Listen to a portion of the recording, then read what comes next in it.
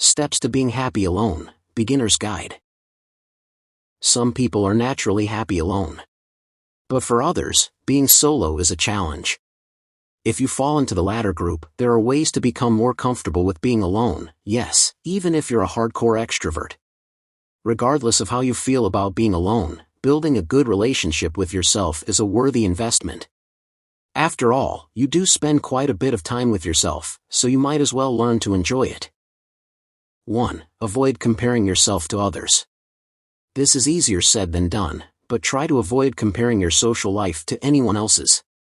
It's not the number of friends you have or the frequency of your social outings that matters. It's what works for you. Remember, you really have no way of knowing if someone with a bunch of friends and a stuffed social calendar is actually happy. 2. Take a phone break. Cell phones and social media have undoubtedly changed the concept of being alone. Is anybody really alone when they can pick up their phone and text or call just about anyone? Or check in on what that high school acquaintance is up to without even having to talk to them? That's not to say that technology isn't an incredibly helpful tool for building community and feeling close to loved ones who might be far away. But it's easy to rely on devices as a way to avoid being alone with your own thoughts. Next time you're alone, turn your phone off and stash it away for 1 hour. Use this time to reconnect with yourself and explore what it feels like to be truly alone. Not sure how to pass the time? Grab a pen and notepad, and jot down things you might enjoy doing the next time you find yourself alone. 3. Take a step back from social media. Social media isn't inherently bad or problematic, but if scrolling through your feeds makes you feel left out and stressed, take a few steps back. That feed doesn't tell the whole story. Not by a long shot. You have no idea if those people are truly happy or just giving the impression that they are. Either way, it's no reflection on you. So, take a deep breath and put it in perspective. Perform a test run and ban yourself from social media for 48 hours. If that makes a difference, try giving yourself a daily limit of 10 to 15 minutes and stick to it. 4. Carve out time to let your mind wander. Does the thought of doing absolutely nothing unsettle you? That's probably because it's been a long time since you've allowed yourself to just be. Experiment by setting a timer for 5 minutes. That's it. 5 minutes with no television, music, internet, podcasts, books. Find a comfortable place to sit or lie down. Close your eyes, darken the room, or stare out the window if you prefer. If that's too sedentary, try a repetitive task, such as knitting, dribbling a basketball, or washing dishes. Let your mind wander, truly wander, and see where it takes you.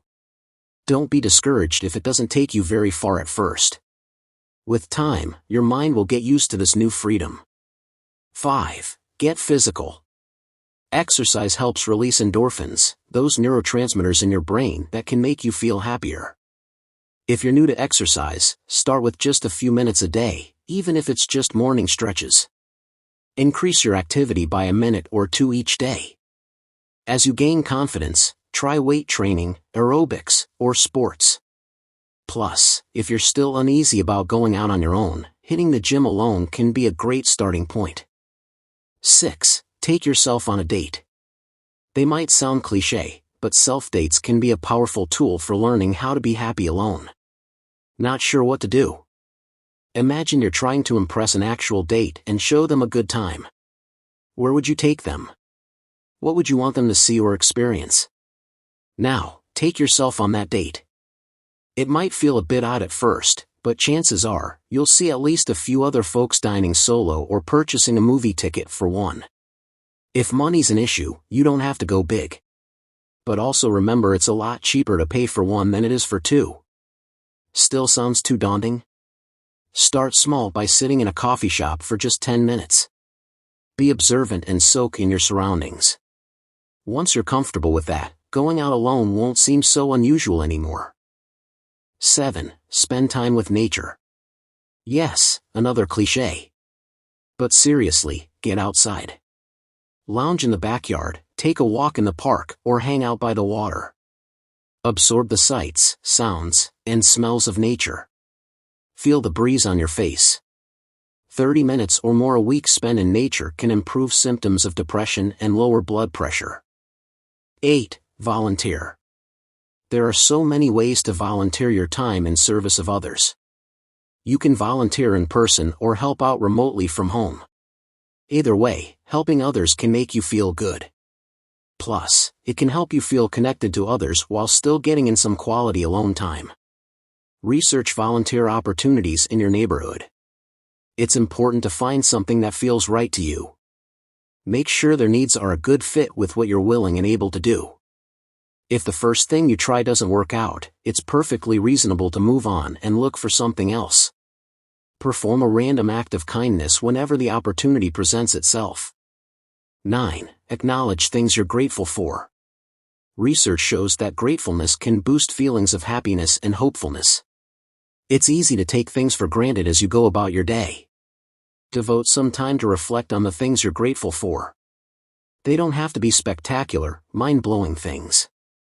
They can be as simple as that first cup of java in the morning or song you play over and over because it calms your nerves.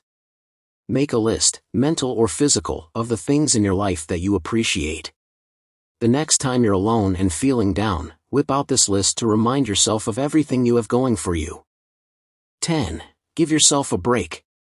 Self-reflection is a good thing. Harsh self-judgment is not. It eats away at your self-confidence and happiness. When that negative inner critic comes to call, turn toward that more positive voice that resides in your head. You know it's in there somewhere. Don't judge yourself more harshly than you'd judge anyone else.